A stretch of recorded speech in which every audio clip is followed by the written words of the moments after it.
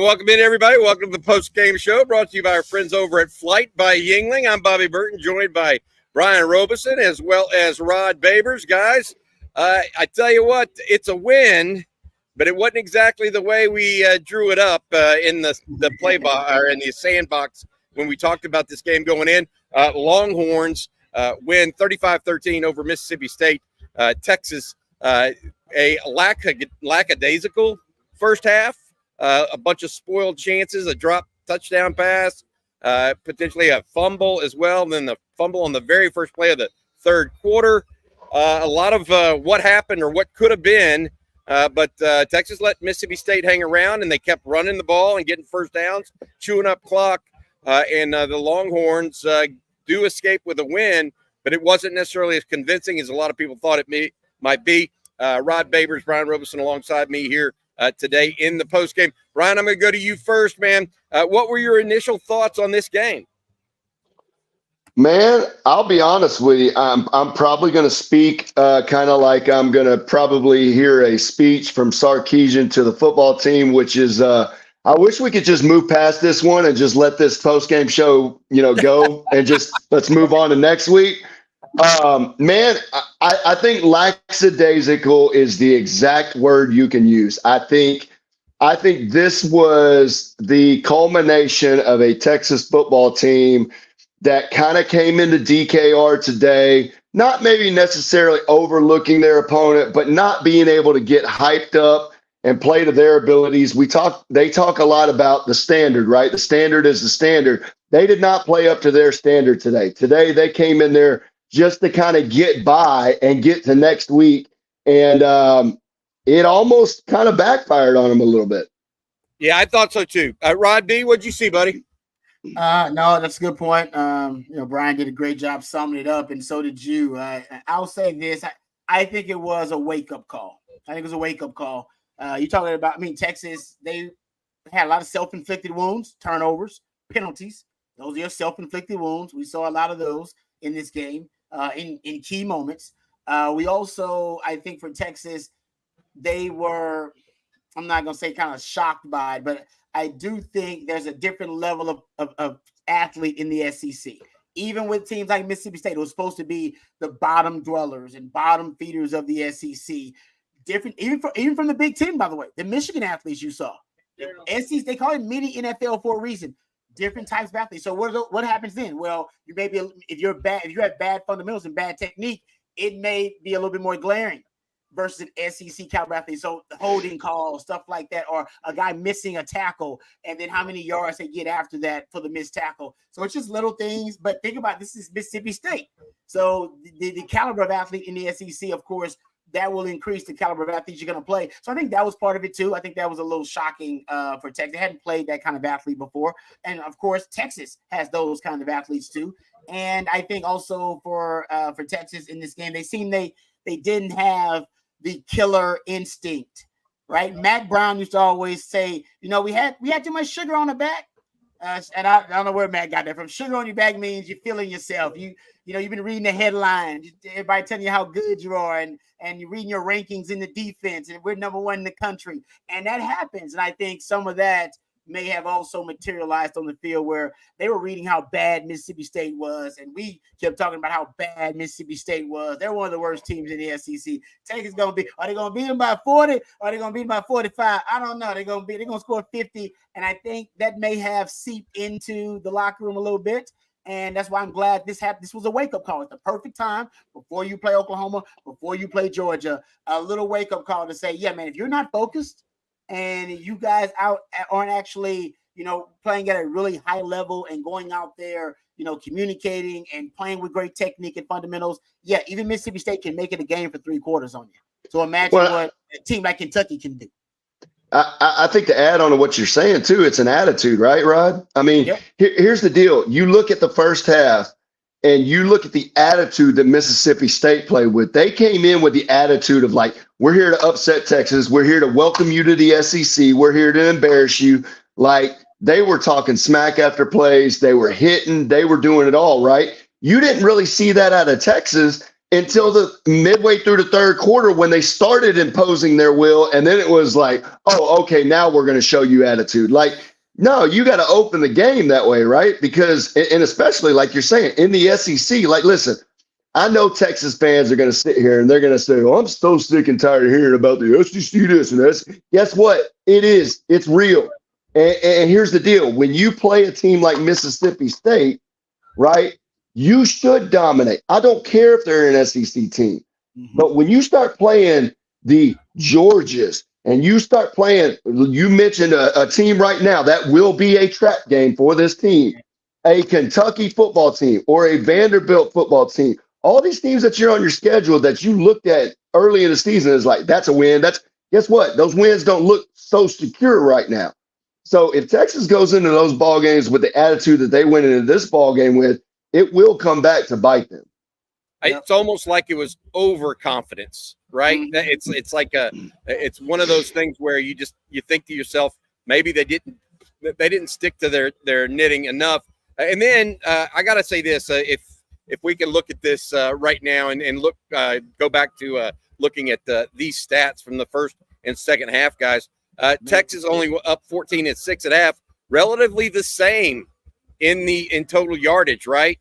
Texas did not look great necessarily. The defense was giving up a lot of first downs in that first quarter or in that first half. But I got to be honest, in the second half, I felt like the Texas defense played a lot better.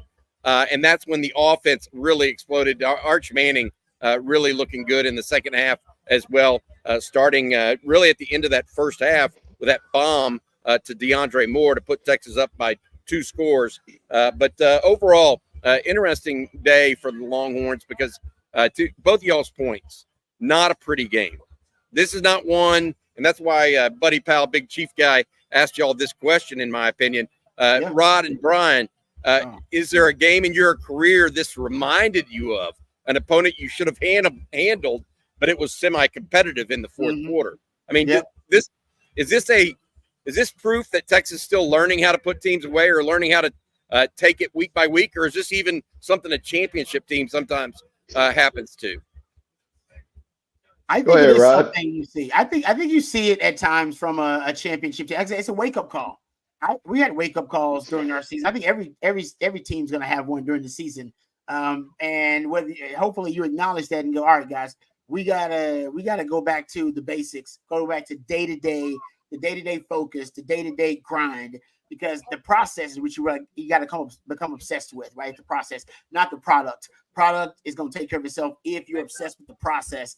And I think that's probably where something this week got disrupted with the guys, because they did seem like they lacked some focus in certain areas. And then after halftime, it seems like we saw a different team, to Brian's point. To my own personal experience, I mean, I remember some dog fights against Iowa State that we weren't supposed to play a tight game in. I mean, hell, Bobby, you probably remember them. There were some, I'm sure we got in a couple of, not in a dog fight. Hell, I lost to Texas Tech down in Lubbock in 2002. Cliff Kingsbury, Wes Welker's coming out for it. Nobody knew who the hell Wes Welker was until that game against us. And then everybody's like, man, who is Wes Welker? Trust me, that was the game where people found out who Wes Welker was. And we got upset in that game. We were a better team than Texas Tech that year. Hell, we probably should have been playing the BCS. Matter of fact, I think that spoiled our BCS hopes, because we lost to Texas Tech. So trust me, Robbie has been there. So I'm not judging the guys and saying I've never done it. I'm telling you guys I recognize it because I've been in it. I fell victim to it before. Obviously distracted and not playing to the standard, and that ultimately leading to a disappointing season because that loss might have cost you your hopes and aspirations as a team. So trust me, I've been there. So is Brian. I'm sure he can tell you his own experience. I've got kind of a 2-step process for this here. So we played 2 games the year we won the national championship that kind of was wake-up calls for us. One was, we had just got moved up to ranking number 1 in the country. And we turn around, we play an Oklahoma State football team that always played us lights out in the first half, and we would always come back to the second half. Well, we played in that game. I think we ended up winning. We ended up winning pretty big, but it was sloppy. All right. And the next week we dropped down to number 2. Right. So then we go into Kansas Okay, and everybody remembers the Kansas game the year we won the national championship. So, yeah, I've been a part of this. Now, the second step of this deal is when I look at this, does this worry me with this Texas football team? No, it does not worry me. You are going to have games throughout the year that you get tested. And if you can come out on top, that makes you better. Now, this becomes at a perfect time for Texas because now they get to regroup. They get to go into the bye week. They get to get everybody healthy, and they get to turn around. They got to come out the gate against OU. They got to come out the gate against Georgia, right? So now there's no time for you to sit there and overlook somebody. You know that, hey, we make the corrections this week, and then we got to turn around and get our minds right, right? So that's the great thing. Now, what you'd worry about is, okay, you have a Mississippi State game, and then next week you play you play Florida, right? Yep.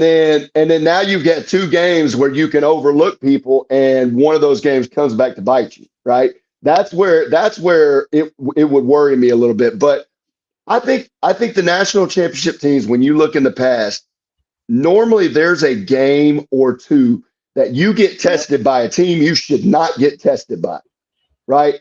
And I think that is a wake-up moment for those teams. And you watch them, they tend to go on and dominate after that. And so that's where I think this doesn't worry me. But what I think it will show is Texas capable of understanding that, hey, we slipped, we recognize that, and now we get back to. Oh, Brian just went out a little bit here, guys. I tell you what, what I would say that Brian's right about at this point is that really that Rod, what's happening, at least at this point, in my opinion, is Texas played down to its competition. That's the worrisome part of this for me. And even though they are, here's Brian's back now.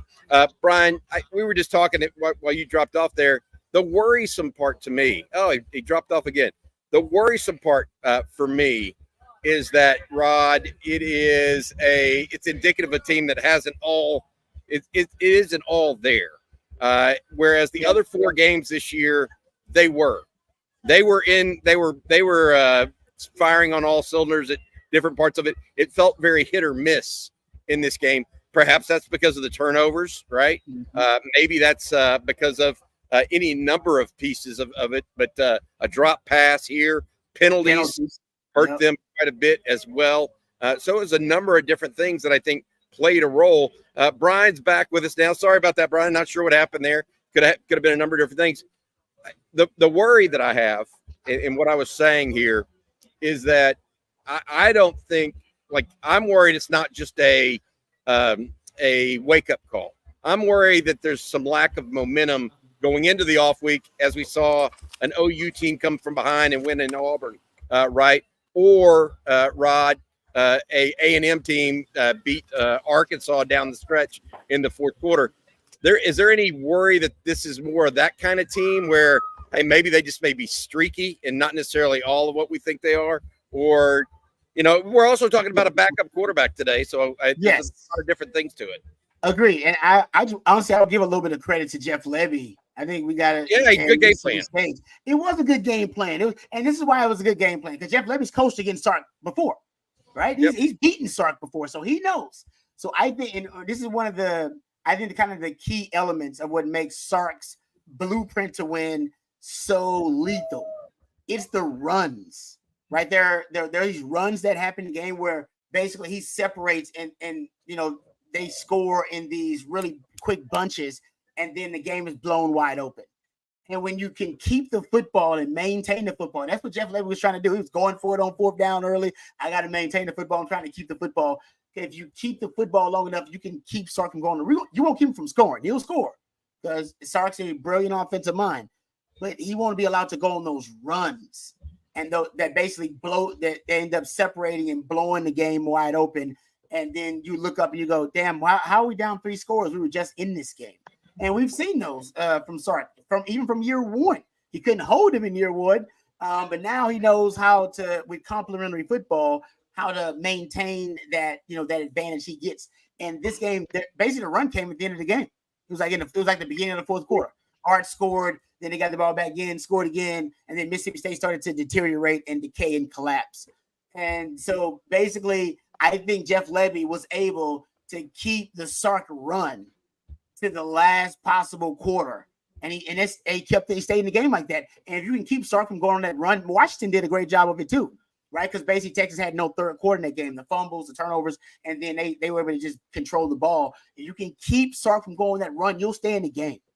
You'll stay in the game unless the defense can prove that they're that suffocating where they can force 3 and outs and get turnovers down drive after drive, which in this game they could not do because Mississippi State was able to move the football and control and keep the football. So to me, that was the big difference in why the game stayed competitive. It was a 1-score game for 3 quarters. Why? Because there was no Sark. What was the run? Well, when they basically blow the game wide open, you go, man, this game's over. That was a quick touchdown. Those quick touchdowns came at the end of the game where the dam broke for Mississippi State. A better team with that game plan can keep the dam from breaking and stay in the game to the fourth quarter and then deep in the fourth quarter, which they've done because they did it at Oklahoma. So he knew. It's a good game plan. Yeah, very good game plan. I think they just wanted to stay in the game as long as possible and try to lead clock.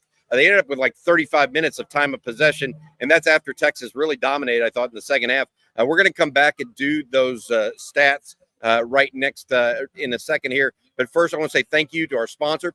Flight is the next generation of light beer with only 95 calories, and it's an upscale light beer designed to elevate the customer experience with more taste and just 4.2 carbs. Flight is an easy-to-drink beer with a crisp taste. Try Flight from Yuengling. Thanks to the fine folks over at Flight and our friends at Faust Distributing for their sponsorship of the postgame show. All right, Matt, our producer, is going to put up the stats here from the game. We're live here at the tailgate at DKR. A lot of stuff going on. People coming out of the kind of streaming out of the stadium right now. Arch Manning, guys, you can say what you want on the team stuff, but that was a pretty performance from him. 26 of 31 for 324, 2 touchdowns, no interceptions. I thought he did a really nice job of taking care of the ball. And then in that third quarter, Rod, to your point, when he needed to kind of pull it down a couple times and get first downs, he did it. Rod and Brian, what did y'all think of Arch Manning's performance today? I'm going to go ahead and tell you now, if we have an offensive player of the game, I'm going with a man, Arch Manning. Rod, Ryan, either one of you guys. You take it, Brian. Yeah, I totally agree with you. I think if there's one bright spot that you got to look at in this game, it's got to be Arch Manning. I mean, you're looking at his stats. It's 26 of 31, 324, 2 TDs, 0 interception. Really probably should have been about 424 and 4 TDs, but not going to see that, right? So my thing is, man, Arch, obviously, and I'll tell you one play that really stood out for me is Mississippi State sent a blitz off the edge, and it's the same exact blitz that we saw UTSA run against Texas that Arch did not see it coming from the backside, got hit, and took the sack. This week, he recognized the blitz coming, got the ball out quick, ended up being a big gain, and that is what you want to see out of the growth of a young quarterback. That, to me, is where the Manning name separates itself from just a normal freshman quarterback because he has those abilities to reach out to people. He has those abilities to know what his uncles and his grandpa has already seen and learn from those. And when you see that, it gives you hope not only for right now, like having Quinn out, but for the future. I mean, that is huge for a program. And not only that, but for recruiting and everything. I mean, you can go through the whole gamut. But I think Arch definitely played a very good game. I think he was much more careful with the ball this game. He took what the defense gave him. He had a couple of deep shots that he connected on, a couple of deep shots that there was a ball dropped. I mean, you know, the numbers are not going to really show exactly what he did today, but that he would definitely be the gold star of the ball game. I love that you picked up on that blitz pickup. Rod, what'd you think, buddy? Yeah, no, good stuff there, Brian. I agree with you about that. That's a nice nugget on the blitz pickup too. And I would just say, you know, this is the improvement we saw from game 1 to game 2, from the start 1 to start 2, I should say, for him. It was exponential. right? The leap that we saw from. I mean, he's got 5 incompletions there. One of them is the drop touchdown potentially, and so it should be 4 incompletions, and it should be damn near 400 passing yards for him in 3 seconds. So he was phenomenal, and I love that he was a little bit more selective in his scrambling too. You can tell that he waited till it was absolutely necessary. This is what kind of like Patrick Mahomes. Patrick Mahomes is a dual threat quarterback, but you never know it during the regular season because he only does it in the playoffs when the game's on the line. And like that for Arch, that he decided, that to start scrambling to basically utilize or weaponize that aspect of his skill set late in the game when Texas honestly needed it. I mean, it was a 1-score game at that point. Arch was probably like, all right, guys. All right, you know what? I'm balling. I'm gonna do a little bit more. I've been doing it, working within the system. Now it's time for me to paint outside the lines a little bit. And he did a great job. So I was pleasantly surprised by what I saw. I think it just proves he's a prodigy, and I think it shows his upside is tremendous. There's no telling where it can be. You guys can recognize it, right? Is that basically what you're saying to me? Is that his second start, he goes 26 and 31. I mean, give me a break. Against better competition. Yeah, he left it up. The Longhorn band now coming by, guys. We got a little crazy action out here. They're having fun. The kids are. I look at this. Maybe we start talking about some negatives here. If we can. Was it the run defense, or was the run defense okay? Was it third down defense, or was it Jaden Blue's turn? Two fumbles. What? There were a couple. It doesn't have to be just one thing. We just talked about the positives with Arch. There were some negatives too, right? Not just Arch, but other parts of the game.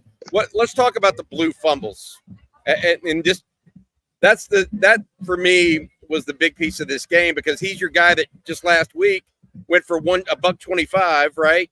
And you start thinking, hey, we may have a guy here, and then this week 2 fumbles. Now there's a thought that he may have been concussed on that second one. So if that happens to you, that happens to you, right?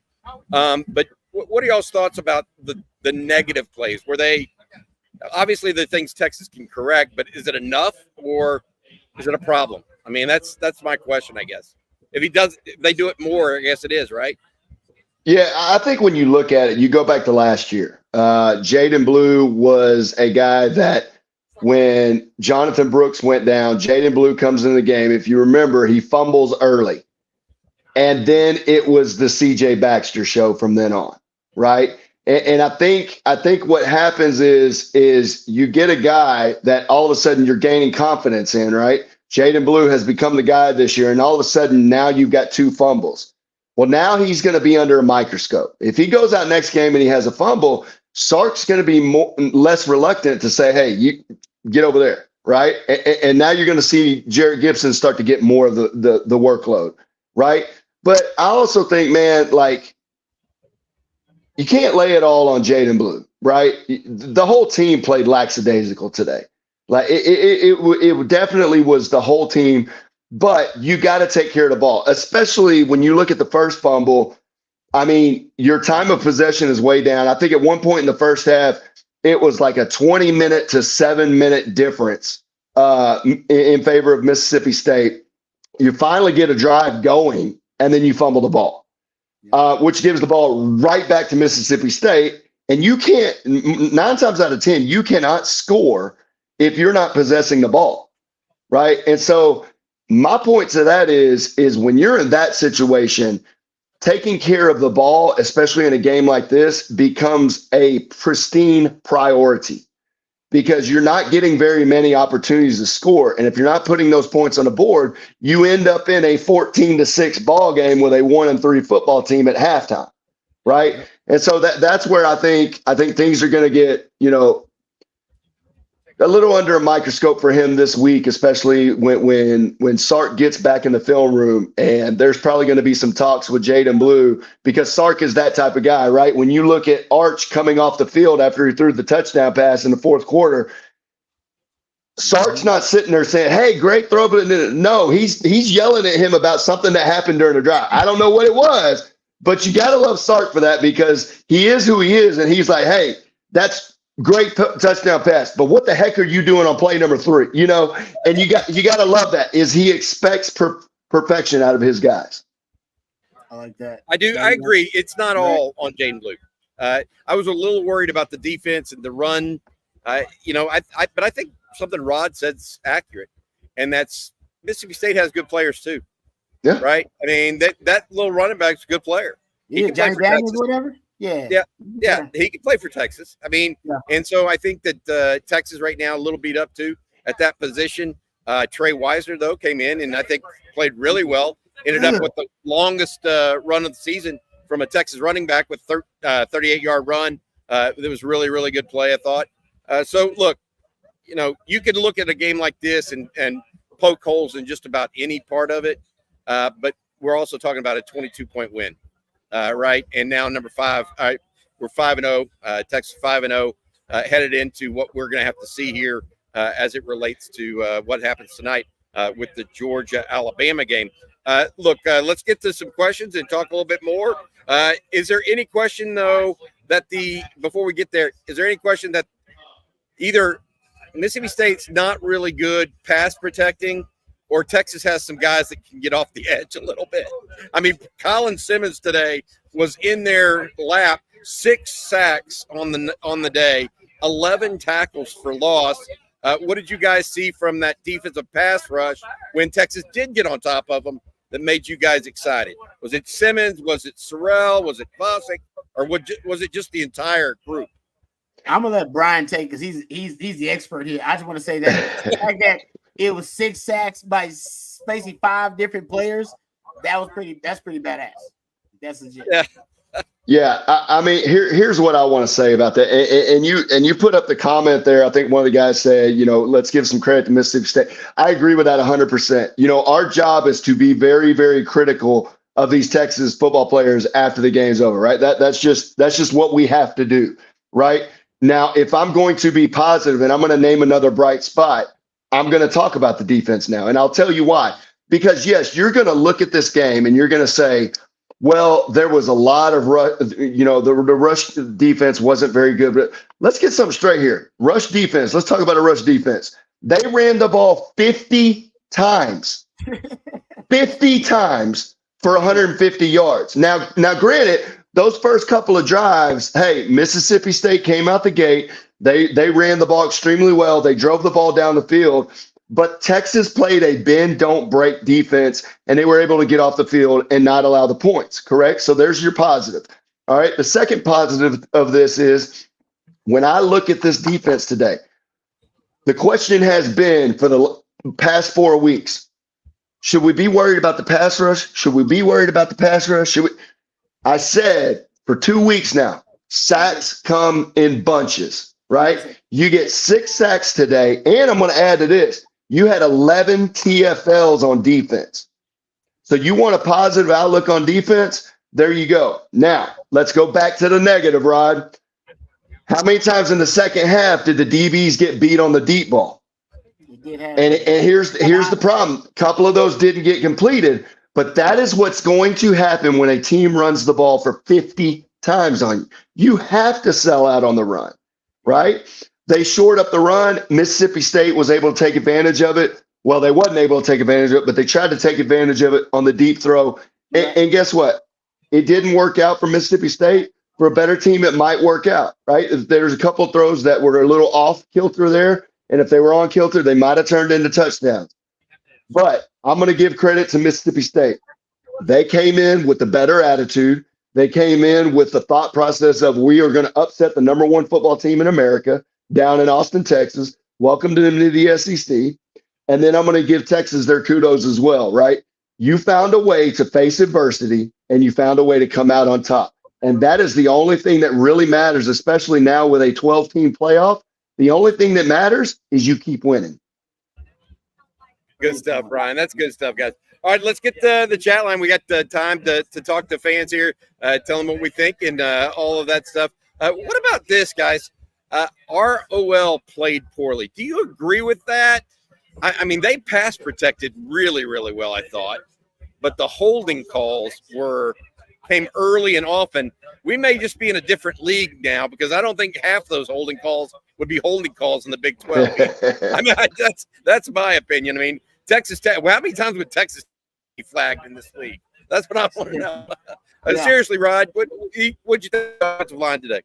I thought later on in the game that their run blocking, they started to impose their will on Mississippi State. And honestly, guys, I think that's Sark's plan. I think Sark's blueprint ultimately, I've said this before, is he opens up with the pass, closes with the run. And in the Bama game, in this game, I think if you look at that's ideally the way he wants it now. I think he would have wanted more points, all right, from the passing game early on in the game. But I mean, hell, even with Arch in there, I told you guys this year, I don't know if Sark likes it, but he's smart enough to know they got to lead with the pass. He knows, that's even with Arch out there. Hell, how pass heavy were they in the first half? They were pass heavy, man. He knows that's what his strength is. That's the identity. You got to lead with what your opponents fear. And their opponents fear your passing game. They don't fear the Texas running game. And I don't know if they should. But at the end of the game, after 3 quarters, the big humans recipe, that's when it pays off. Because you've been fighting with these big humans for 3 quarters. And by that 4th quarter, Brian, I said, you're the expert on this. Man, those guys are fatigued. Mississippi State, they were just fatigued. They didn't have any more fight left in them. And Jared Gibson was a punishing runner, running downhill on them. And that's when you saw the running game really open up. Now, you want more success from the running game, obviously, during the first 3 quarters of it. But the 4th quarter, when Texas should have a lead from the brilliance of Sark's offense, that's when he wants to punish teams and run downhill on them. So it ended up working out, I think, ultimately, because that's when you saw the offensive line really, I think, show their grit and fortitude. But early on in the game, too many penalties and not enough of them moving the Mississippi State players against their will. You didn't see that early enough.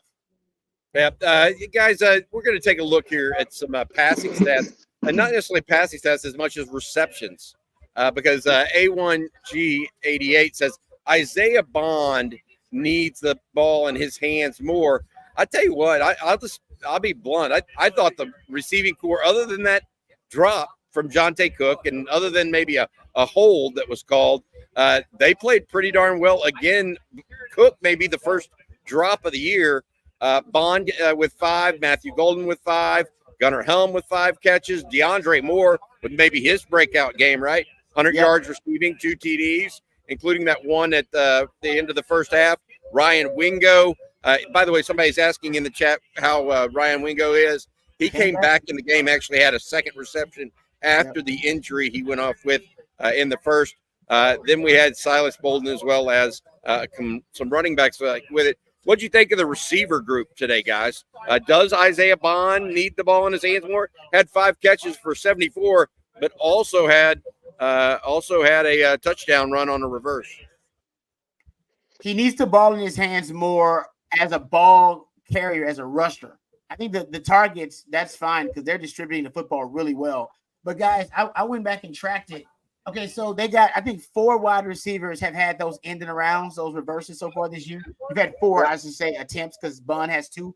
Bun has a 25-yarder, a 26-yarder. Ryan Wingo had the 55-yarder. And then you got 1 negative one. I think Silas Bolden had a -8 end and around. So we got a tackle for a loss there. But 3 out of your 4 wide receiver reverses you run this year have gotten at least 25 yards. I'd say you should run them more.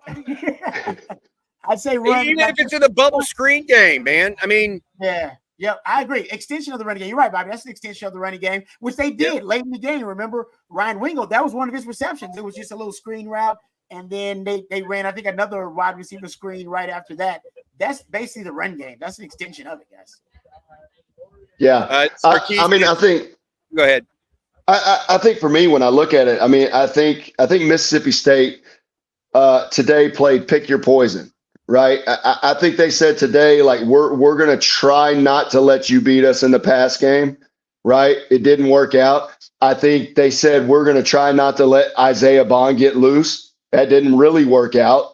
You look at it, Isaiah Bond did have, I think 2 more receptions. Don't quote me. I know 1 for sure, but I think 2 more receptions where they were big gains and got called back because of penalties. Yeah. You had Wingo that had 1 that got called back because of a penalty.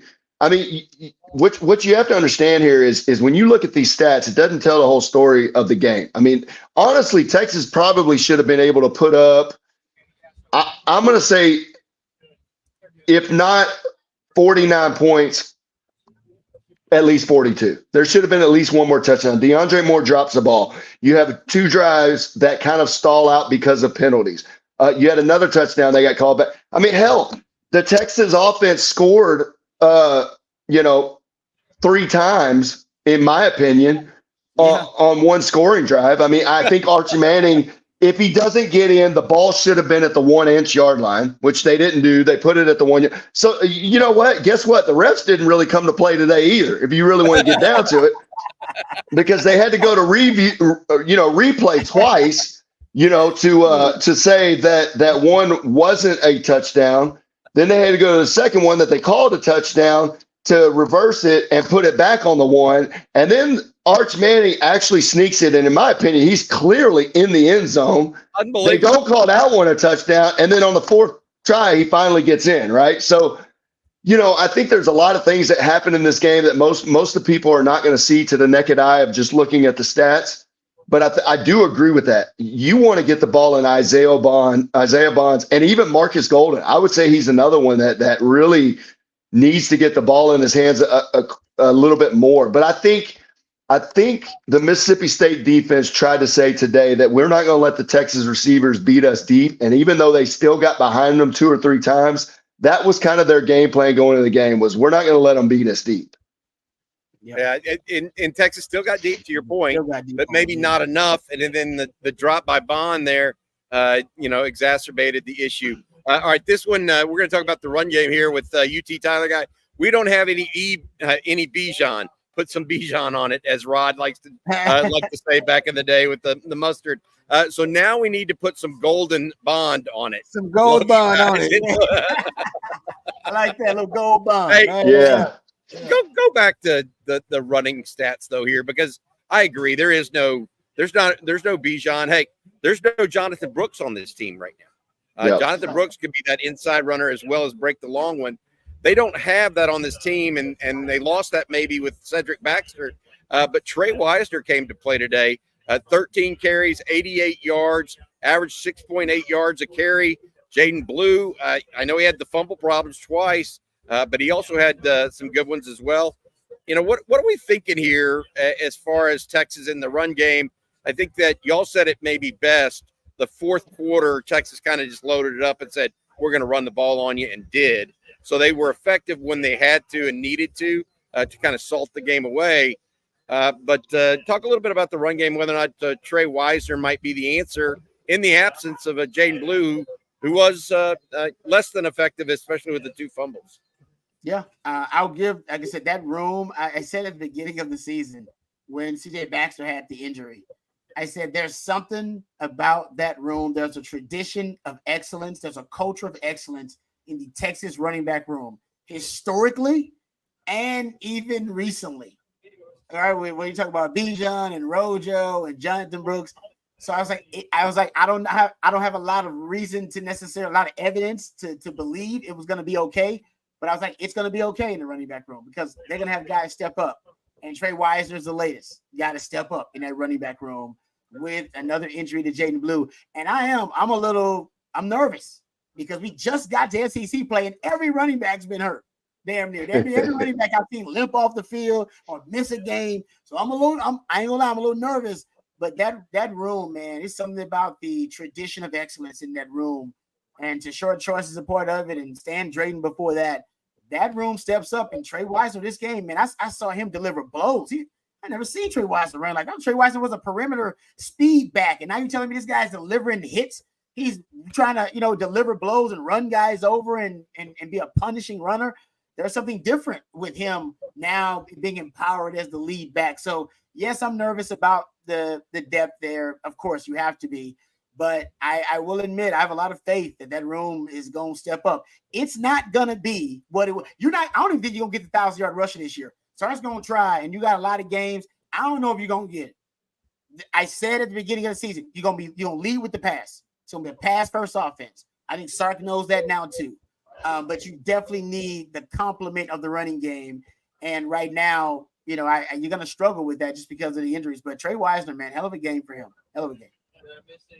All right, guys, got a question here from Mike Gosnell.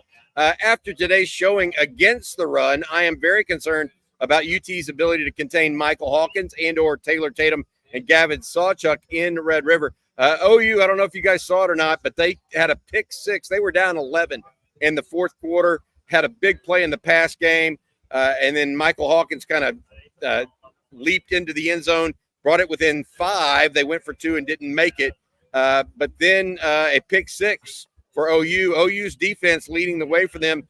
They'll go into Red River 4-1. But if y'all got a chance to watch them, what did you see anything from either OU's game today or Texas's game that worries you with an athletic quarterback like Michael Hawkins or that 1-2 punch that the Sooners have in the backfield? Either Rod, Brian, either one of you guys?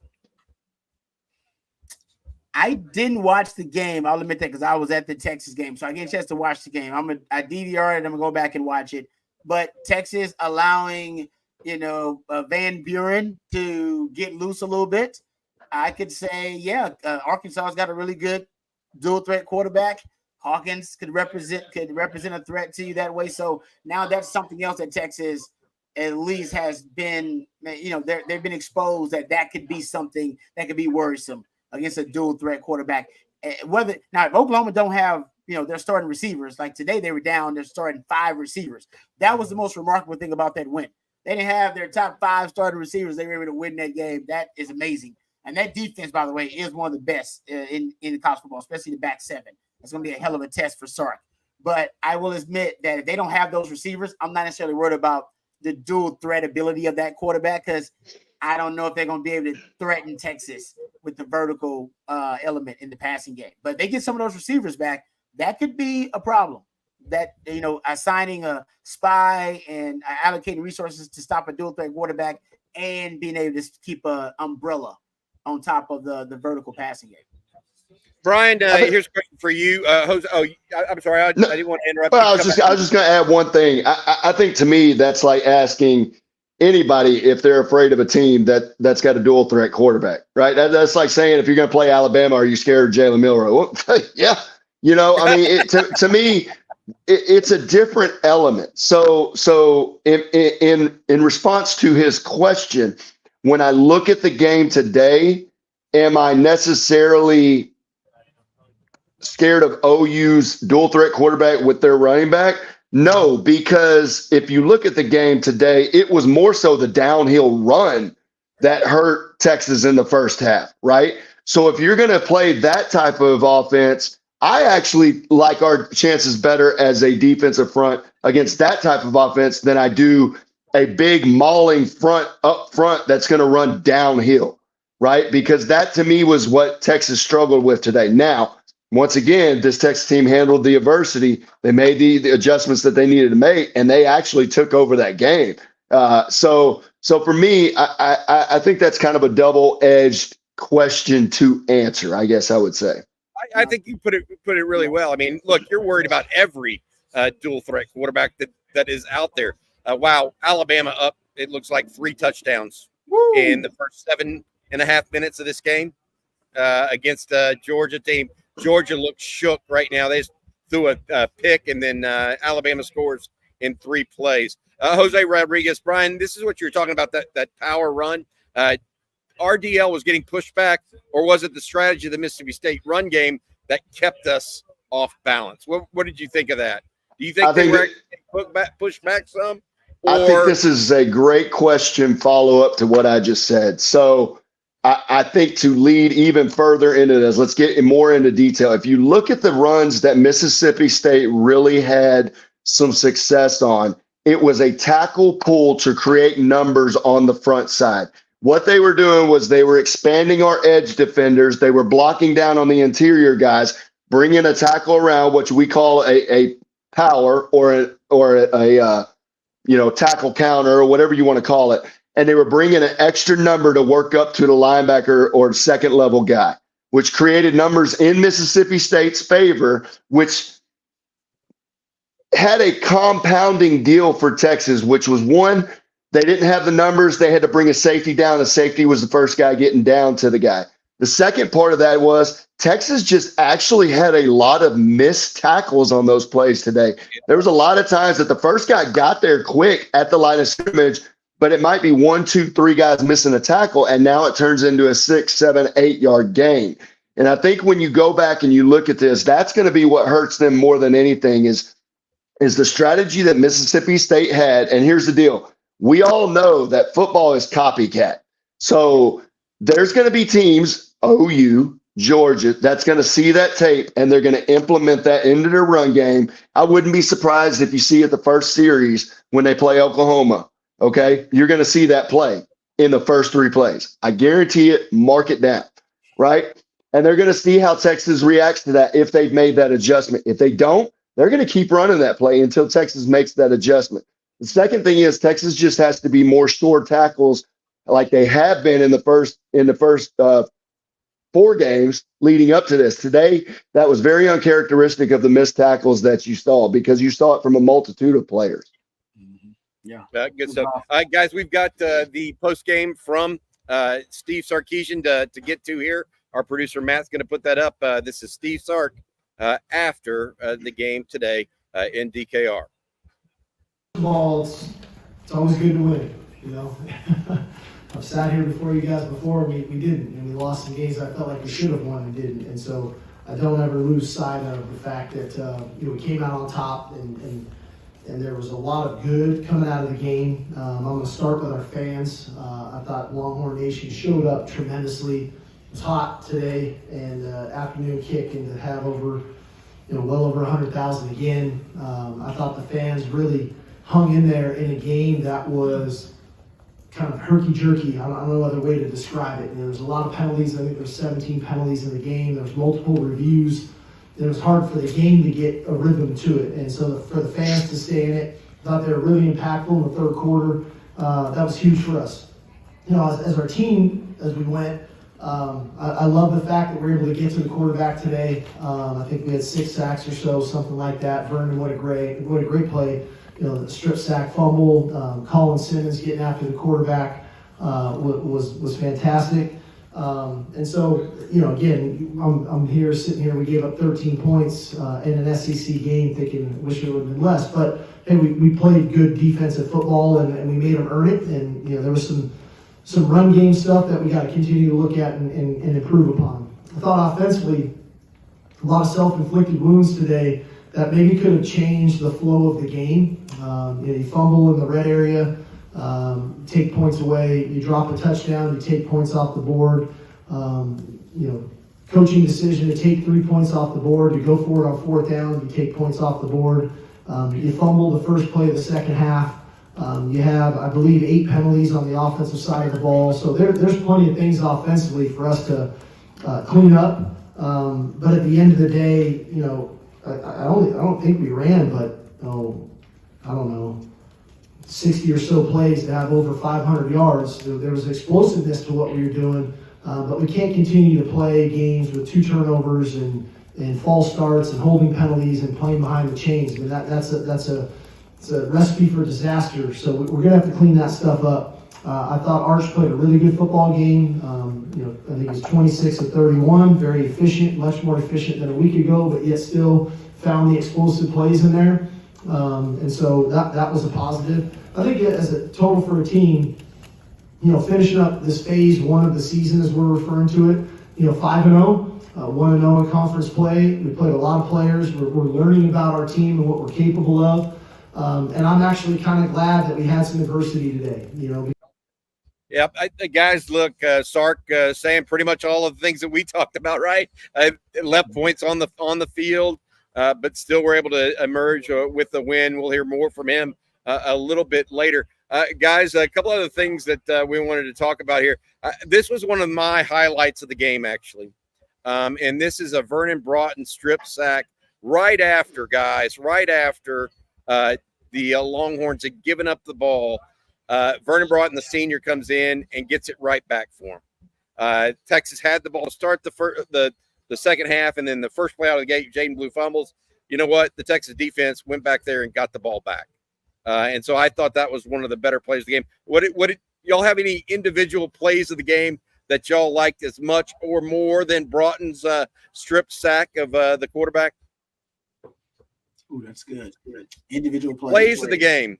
That's the pass to I'll go with DeAndre. I think DeAndre Moore had a couple.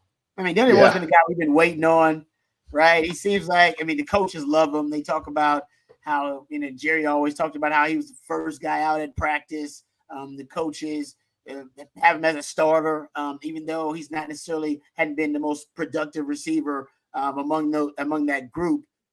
He's earned the trust of the coaches, but we hadn't really seen it come to fruition or materialize on the field. Today we did, and we saw it. I think the first big play he had, where I thought it was a touchdown, but it wasn't, just that 20-yarder where he got down to the goal line.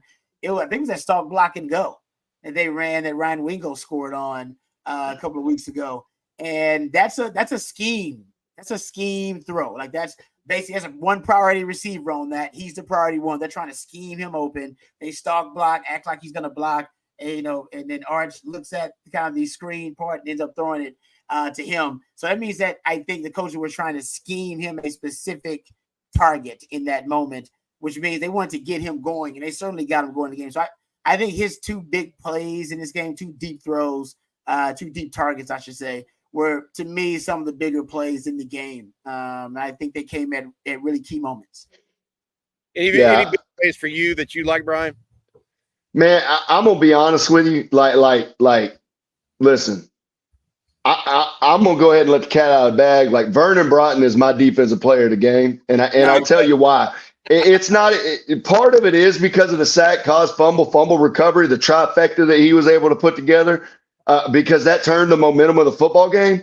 But I think when you go back and you look, if you could truly look at this tape, Vernon Broughton had a lot of dirty plays that are going to go unnoticed. And what I mean by dirty plays is a guy that gets in the trenches and does the dirty work so everybody else can be successful, right? Taking on the double teams, splitting double teams, getting in the backfield, making it bounce outside to a guy, things like that. I felt like Vernon Broughton was a thorn in the side of the Mississippi State offense today. Now, his stats are not going to show like 10 tackles, 4 sacks, like nothing like that, right? But his 5 tackles were huge. His sack, caused fumble recovery was huge. Him taking on double teams and allowing Anthony Hill to run into the backfield scot-free a few times, and David Benda the same thing. I guarantee you David Benda and Anthony Hill are patting Vernon Broughton on the back, being like, hey, big dog, I appreciate you, right? Like, I'm telling you, to me, that was the guy who stood up today and kind of turned this game around in the second half. Good stuff. All right, we'll come back and do the defensive player of the game here in 1 minute. I want to say thank you to our sponsor again one last time here. Flight is the next generation of light beer with only 95 calories. It's an upscale light beer designed to elevate the customer experience with more taste and just 4.2 grams of carbs. Flight is an easy-to-drink. Thanks to the fine folks over at Flight and our friends at Faust Distributing. Guys, a couple of more thoughts here that we wanted to talk about. Brian let the cat out of the bag and went with our man Vernon Broughton. I'm going to go with Colin Simmons, and then I'm just going to tell you, he looked like there was a third down in that third quarter where he looked like Brian, you mentioned this last week. You said Colin Simmons looks like he has snap anticipation. Yeah. And he had snap anticipation. And I thought Colin Simmons played a really good game. 7 tackles for the freshman, 2 sacks, 3 tackles for loss. I know you said I like the description of Vernon Broughton doing the dirty work, but I went with Colin Simmons. Rod B, you got the floor. Who do you go with? Yeah, it's I'm gonna go with Colin Simmons on it too, but I love Brian's breakdown about Vernon Broughton. I think last week Sorrell was that guy who didn't always show up on the stat sheet, but he kept destroying plays and creating plays for others because he was such a game wrecker and a disruptor. So I love what you said there about Vernon Broughton. Big step for him too. He's playing really well this year. But yeah, I'm going with Colin Simmons, man. It's this dude, I said it a couple of weeks ago. I think he can get double-digit sacks. I believe he can be one. Those are special people.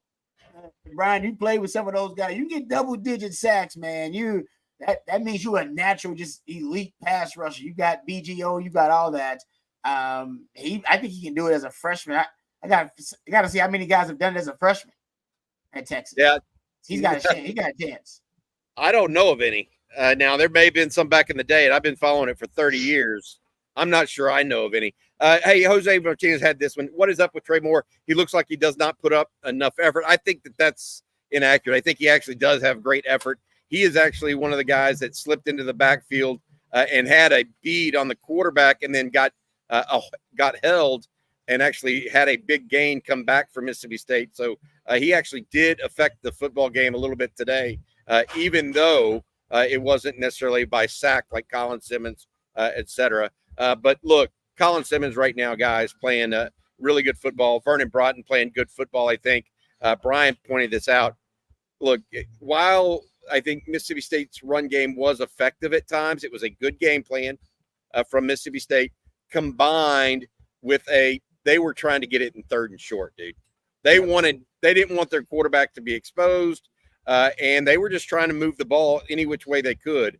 And I think that was as big a piece of it as anything. But the Longhorn defense not giving up 300 yards today in a conference game, 35-30. Can I say something about Trey Moore real quick on that deal? I think Trey Moore is getting a little bit of a bad rap right now. And I want to say this because I feel like a lot of defensive players have been in that situation, especially pass rushers, where you get so much hype in the offseason. You get so much recognition in the offseason that when you don't put the numbers up immediately, you kind of get thrown to the wolves, right? You become a disappointment. And I want to say this about Trey Moore, like Trey Moore is doing his job. Trey Moore is putting pressure on. Trey Moore, when he gets his opportunities, which if you really look at it, hasn't been a ton. He hasn't got a ton of opportunities as much as you would see at him at UTSA. But that leads me to my next point. Trey Moore was able to put up those numbers against a little bit lesser competition, and that's not taking anything away from it, but it was lesser competition than what he's going to be playing now. There's going to be an adjustment period for Trey Moore. And mark my words, I think there's going to be a point here within the season that Trey Moore is going to start making plays, and people are going to see why Sark went out and brought this kid from UTSA to the Texas Longhorns. It's another opportunity to have a depth pass rusher type guy, right? When you look at this Longhorn edge rush defense, you've got a guy in Colin Simmons who you talked about ball get off. I don't care what anybody says. This guy is anticipating the snap count. And I'm hoping it doesn't happen, but at some point somebody's going to do a hard count. He's going to jump offside. It's going to happen. Okay. But when you're getting off the ball before the offensive lineman, there's two things that are happening here. A, you have great instincts. Okay. And B, you have found something, some little glitch or something that a center is doing or an offensive lineman is doing just before the snap count. Okay. So that tells me the kid is studying film. Okay. Which brings me to a whole new element of IQ, right? But you've also got Ethan Burke, who over the last 2 seasons has really come along as a pass rusher. You've got Colton Vasek, who got in the game today, was able to make a sack. He's starting to come along, right? You've got Trey Moore. You've got a plethora of guys. You can't put Trey Moore out there for 35, 40 plays a game and expect him to get all these numbers, right? He's not getting those plays. So when you have 20 opportunities, you'd be lucky if you got 1 sack out of that. If you look at stats over time, defensive ends are getting really good defensive ends. If you have a 16 sack season in the NFL, you're probably getting 1 sack every 20 to 25 passes, not plays, passes. And that means you're an extremely good pass rusher. So with Trey Moore not getting that amount of plays, his numbers are going to go down. But that doesn't mean that he's not doing any less than we expected him to do. Good stuff. I always like it when people take up for players when they see something like that, because it's easy for fans, and this is no pointing out any single fan, but it's easy for fans to take that tact when they don't see the production on the stat sheet, right? They don't see that.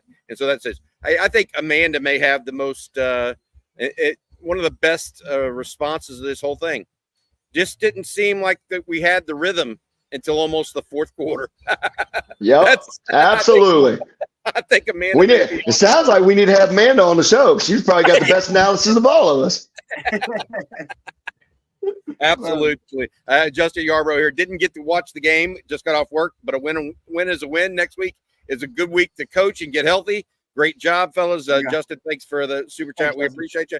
Burt Reynolds here. I don't know about this one now. Arch start number 1 better than Arch start number 2.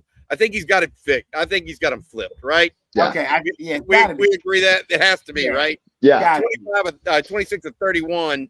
Arch was pretty darn good today. We all thought he was the offensive player of the game for the Longhorns. Tremendous effort from him as well. I think Osney Roll here agrees with us. Arch was great. Mississippi State has some monsters on the O-line. Did they seem big to y'all, or were they just SEC big? Is that what we're going to be learning here as new fans of this conference? Yeah, I want to say that's just the average. Yeah, I want to say they. Yeah, it's not like they're bigger than normal. They're just big. Well, and maybe what he means by monsters is the way they played today, because they played like they were strong, like they were quick. I mean, dude, let me be honest with you. If you've got a tackle that can pull all the way around to the other side, I mean, that's not every offense that can do that. So I agree 100% with that comment. I think Mississippi State's offensive line is a lot better than people think they are.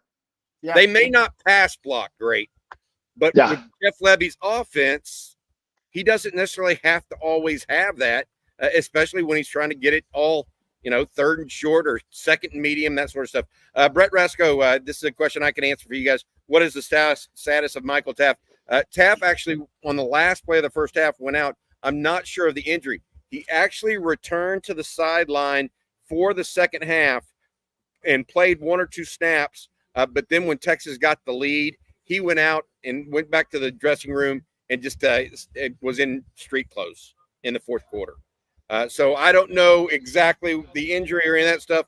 But Texas, he kept trying to go back in the game. By the way, Michael Taft made a really nice play on a pass breakup in the end zone as well. So I wanted to do that. Any thoughts about this one from Texas Jasper? Any concerns about the linebacker fit on the inside run today?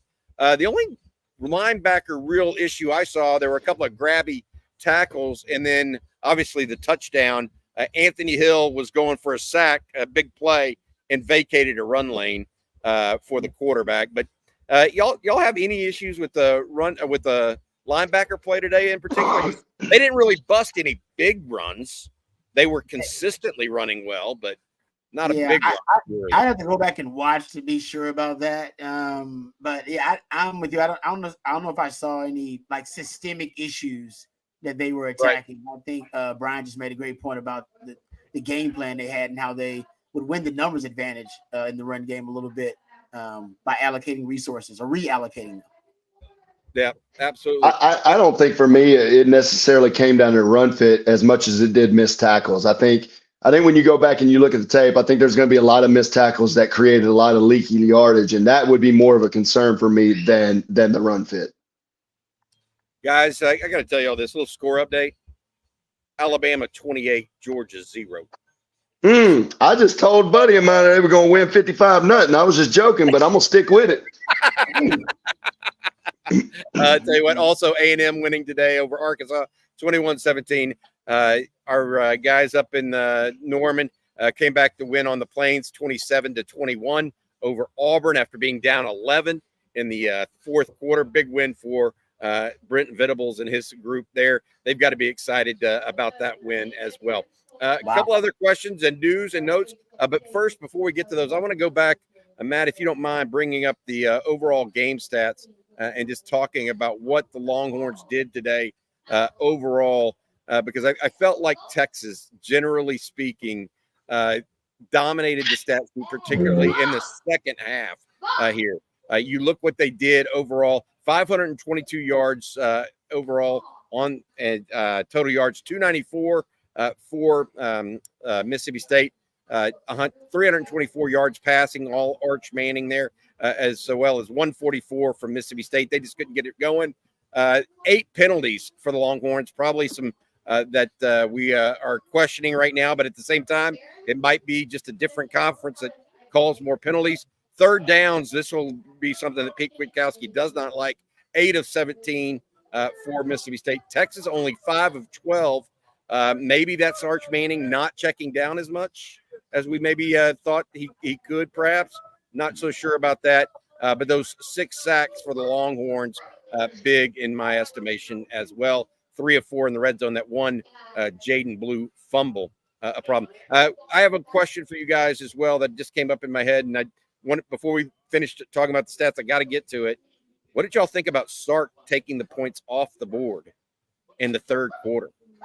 The field goal was good, and instead of taking a 2-score lead, basically an 11-point lead, he ended up going and taking a 4th and 3, and it didn't look like a great play call maybe, but Longhorns then play ball, and it's still only an 8-point lead. What did y'all think of Sark's decision there? Because I would second guess that one a little bit personally, and I was second guessing it when it was going on.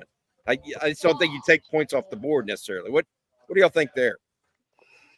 I think, in my opinion, man, I look at it, and when I look at the game as a whole, I would be interested to see, and I'm kind of going back here, but I would be interested to see how many different looks Mississippi State gave Sark on defense. And the reason why I say that is I felt like we talk about Sark being a very extremely good script caller to begin games, right? And I felt like even the play calling was a little off kilter. Now it brings me to this point.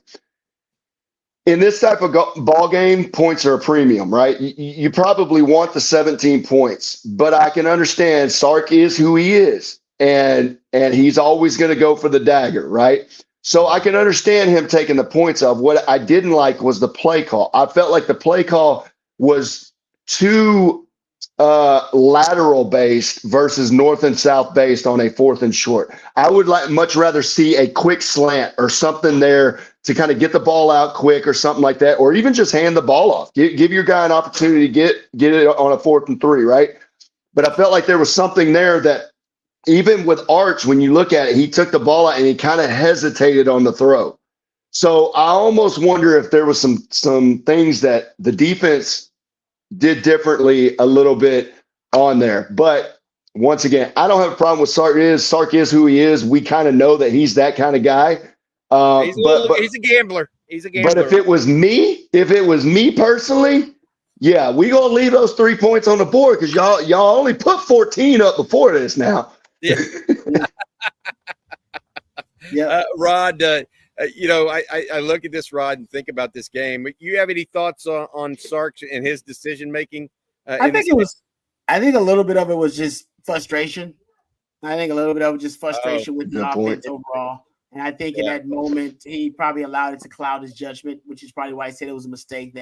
Because what point is that in the game, right? It's 14-6 at that point. Yeah. In the third quarter. I mean, he probably already had his rant at halftime, probably didn't start that game. Obviously started the second half with a very unfortunate fumble. So I think it was just frustration. And I think he, in the post game, I haven't seen it yet, but I bet he acknowledged that, in that moment, I allowed the frustration to cloud my judgment. It happens. He's human. And he is a gambler. It was 4th and 3. And I think he realizes probably now in retrospect, you take them points, man. If your team is struggling the way they are, even more so you take them points. Hey, I like that. Yeah, say that. I'm coming back to this, and I think we started with lackadaisical. By the way, that we said that they were lackadaisical. I have another term for it. I think they lacked urgency. Yes, maybe on both sides of the ball. Yep. You know what I mean by that? Like, hey, you got to come out and execute from series 1.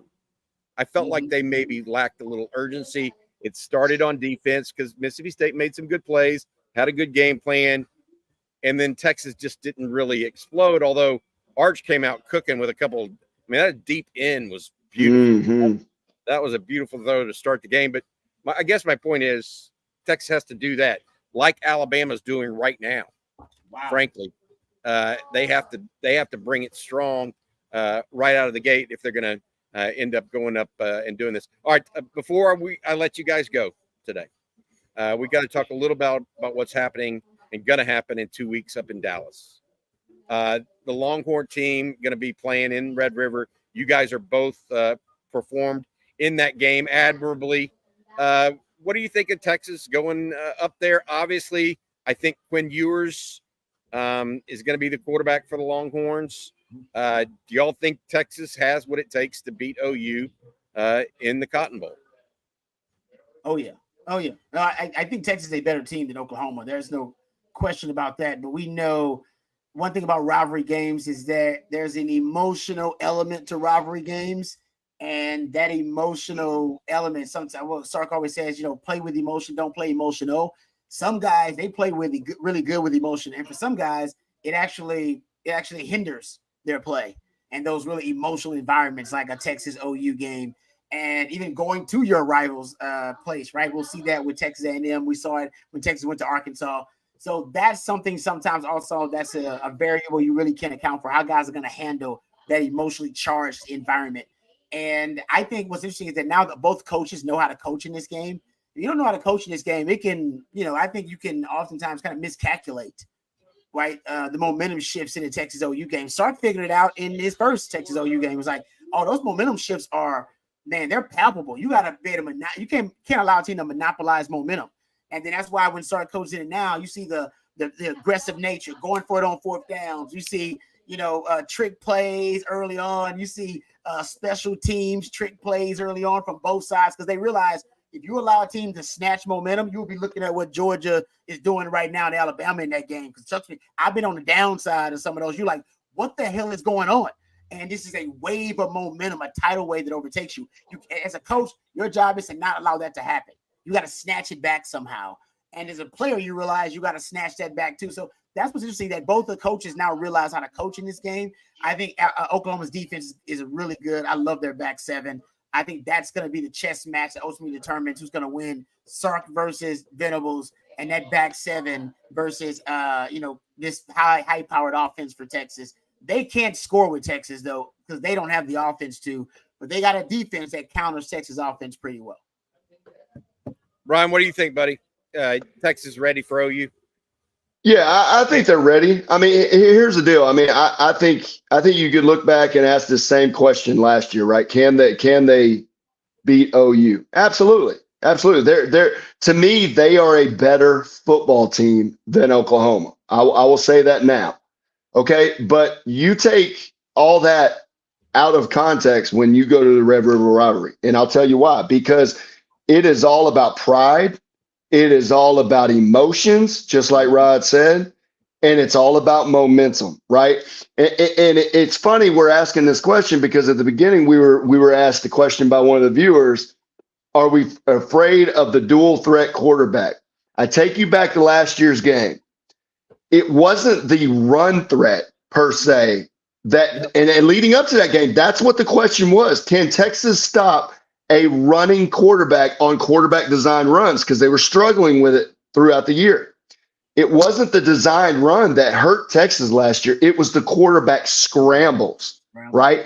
That is the difference maker in this game, because now what do? If you have a quarterback that can scramble, do you take a guy like Anthony Hill that could be in coverage, could be blitzing, and make him spy? That can be a two-edged sword right there, okay? Secondly, you don't let a team like OU hang around. You have to put them away before the fourth quarter. And the reasoning for that is if you let a team hang around like that and they make one major play, it swings the whole momentum and the whole tide in a ball game like that, which can make you feel like you are playing. I'll take a page out of the book of The Replacements. It makes you feel like you're playing in quicksand. Right. and we've Rod's been there. Yeah, I've been there. Once that happens, it's like you could do everything perfect and it doesn't matter because their perfect is better than your perfect. Yeah. And so Texas just has to be able to put their foot on the gas from the first second that game starts and try to put it away before the end. That way, if any momentum gets started, it's done. It's over with. They can't come back. All right, got to say this, and then we're going to get to CJ Vogel. Our CJ Vogel is down in DKR right now. We're going to get a report from him. He was in the locker room post-game, being able to talk to the players and coaches. John Franks with Super Chat, Alabama's having a Diddy party. Wow. Georgia. Wow. That's I don't know about that. Wow. 28-7, I think, right now. Milroe was so close to being a Horn. Yes, he had committed to Texas early. Anyway, he's running all over Georgia. Our D will keep us in games in adversity, showing some confidence there in the D. I like it, John. He's going to be a problem. He's talking about Jalen Milroe. I agree. The young man seems to have caught fire since Texas beat him in Bryant-Denny. All right, CJ, welcome in, bud. You were there in the post-game scene with Coach Sarkeesian down there on the field, and then talked to him in the press conference afterwards. What did you get out of the Longhorns, not only Sark, but the coaching staff and the other players as well?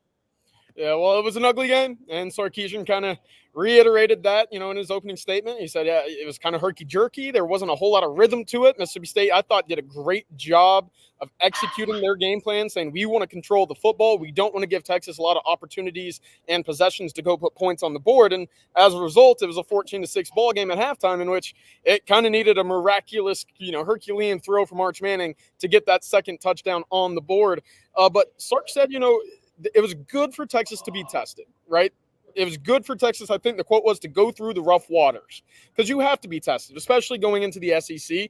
You never know when a dogfight like this might occur. We just saw Kentucky against not only Georgia, but Ole Miss today, coming in and making a game in which you didn't expect it to be close is now a game in which you're fighting for an L on your record. So for Texas to come away in what was probably a D+, C- ball game for them, with a 22-point conference victory, I think there's a lot of positives in there, despite some of the head-scratching, frustration plays that happened pretty often throughout today. You had 8 penalties, a number of drive-stalling holding calls and false starts, 2 fumbles, a drop touchdown. It very easily could have been another 50-burger here at DKR, but you're sitting there looking at your offense in the mirror saying, all right, what's going on right now? This isn't what we thought. This isn't what has been showing up so far through 4 weeks. Film's not going to be too pretty for those guys. Rod, I'm sure you've been, and Brian, I'm sure y'all both been in a number of film sessions where you're dreading walking in to those meetings. I'm saying it'll probably be something very similar to that for a lot of the offense, but Sarkeesian saying, we've been tested a little bit. It's good for us to now walk into the bye week, get healthy, but also look at what we do well and what we need to do well going against Oklahoma and Georgia and figure that out before the 2 real big tests back-to-back this schedule. CJ, what did Steve Sarkeesian say about the job of Arch Manning today? He had to have been asked about that in the post-game press conference. Well, first and foremost, that was quite the step I thought Arch Manning took in week 2 as a starter, right? That was a really impressive showing for him. And, Sark said the game plan for Arch coming in was to find the more accessible throws, right? Don't make him go too deep into his reads, though I thought today he actually did a tremendous job of reading from 1 to 2 to 3. There's still steps to be made for Arch, right? And we saw the off rhythm, out of character throws or plays made. They were great, right? The jumping, kind of leaping midair check down was great. We saw the run that should have been a touchdown. You see what he can do when he's off kind of that filter, and he has to, kind of have to come up with it on the spot. But there's still a lot of learning for Arch. And right now, when you go 26 of 31, it's a really good day for him. All right. The last question I have for you, you posted this on Twitter just a few minutes ago. Rod Babers is not liking this tweet because I think Rod already knows what's coming. Yep. Go for it. Here we go. Got a little time before the game, but OU is next on the schedule. Your first Red River. What do you think about that? OU. I mean, we got a good squad this year. A lot of people on that team that I know. I feel like we're gonna dominate them, But at the end of the day, we gotta trust in our coaching and just get better each and every day.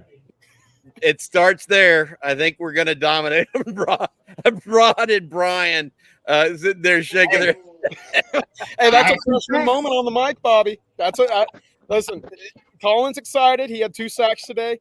If anything, I think he will dominate that offensive line from Oklahoma, but I'm sure he'll be hearing about that in the locker room afterward. Oh, I bet that's going to be a big one. I think there's going to be a conversation where Sark walks in and says, "Hey, son, You couldn't even dominate Mississippi State. How about we dominate them before you start talking? Yeah. Brian, he didn't have many questions after that answer. I'll say that. That's fun. Okay. I like the right, confidence, though. I like the confidence.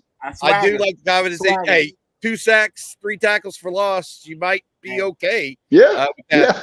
Hey, before I say goodbye to everyone today, I want to say thank you once again to Flight. It's the next generation of light beer with only 95 calories. It's an upscale light beer designed to elevate the customer experience with more taste and just 4.2 grams of carbs. Flight's an easy-to-drink beer with a crisp taste. Try Flight from Yingling. Thanks to the fine folks at Flight and our friends at Faust Distributing.